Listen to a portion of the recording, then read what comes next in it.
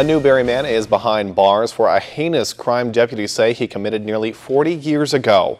GTN's Alicia Tarancon joins us live in the studio to give us details on his arrest. Alicia, what can you tell us? Mac, it took 40 years for the victim in the story to finally come forward and talk to authorities about being sexually abused as a child. We talked to Newberry residents in the area who were shocked that the man allegedly behind this horrible crime lived just down the street.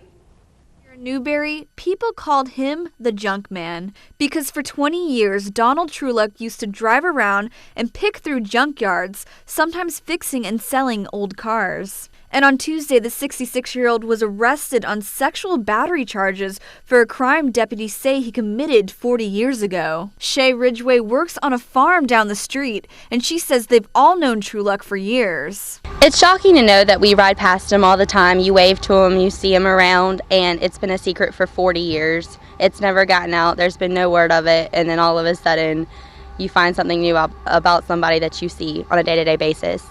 And after 40 years, Alachua County Sheriff detectives say the victim in the case finally came forward about the sexual abuse. Through a controlled phone call a few months ago at the sheriff's office, Trueluck told the victim he had sex with her multiple times, which started when she was only 6 years old. Trueluck was in his 20s when the girl was left home alone with him while her aunt and mother went to parties. In the arrest report, the victim told authorities that Trueluck would give her cocaine, alcohol, and quaaludes. He had talked to other friends of his.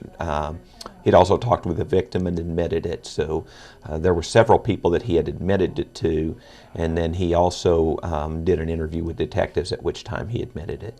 The sheriff's office says it's not uncommon for a victim of sexual abuse to repress memories for years and years, but 40 years is kind of unusual in the fact that, just now coming forward with it. Trueluck is being charged with capital sexual assault and remains at the Alachua County Jail on a $250,000 bond. Reporting in Gainesville, Alicia Tarancon, GTN News. All right, Alicia, thank you so very much.